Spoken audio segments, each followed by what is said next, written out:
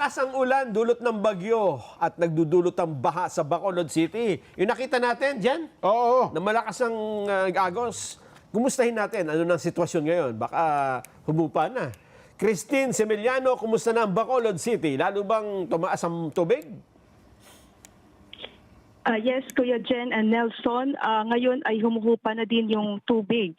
Pero dulot ng malakas sa pag-ulan kanina ay dulot ng bagyong Verbena, isang matinding naapektuhan dito yung Purok Carvic, Barangay Mandalagan, Bacolod City, kung saan nagsimulang tumaas ang tubig kaninang alas 5 ng umaga. Maraming residente ang humihingi ng relief goods sa ngayon at medikal na tulong. May dumarating na ring na tulong mula sa lokal na pamahalaan at patuloy na nanawagan sa publiko na manatili sa loob ng bahay at iwasan muna ang mga apektadong lugar.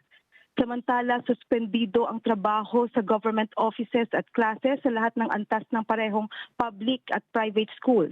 Ang mga emergency at clearing teams ng lokal ng pamahalaan ay patuloy na ipinapadala at aktibong minomonitor ang sitwasyon sa buong lungsod. Mula po rito sa Bacolod City, para sa Saganang Mamayan, ako po si Christine Semeliano. Matatag, matapang, matapat. Tin, yan bang Mandalagan ay talagang bahaing lugar yan? Yes po, madalas pong binabaha ang lugar na po na iyon, lalo na po doon sa Purok Carvic, Barangay Mandalagan, Bacolod City. So bukod sa Mandalagan, saan-saan pang lugar na binaha dyan sa Bacolod City? Meron din po doon sa Tangub at sa Barangay Singkang Airport. Hanggang bewang din yung taas ng tubig. So sabi niyo madaling araw, malakas ba talagang ulan yung madaling araw kanina? Yes, madaling araw ay sobrang lakas po ng ulan, kaya po nagdulot po yun ng pagbaha doon sa Bacolod area. Pero ngayong pasado alas 5 na ng hapon, kamusta na ang panahon dyan? So ang panahon ay okay na po yung panahon ngayon, hindi na umuulan at may mga pangunahing kalsada na rin na madadaanan na sa ngayon. Yung Mandalagan, humupa na ba ang tubig baha?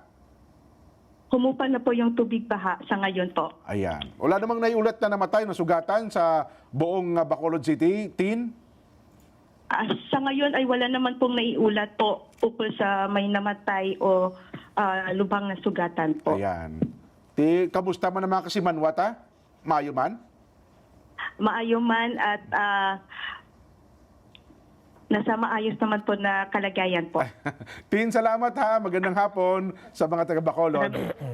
Ayan, si Christine Semeliano po yan ang ating correspondent sa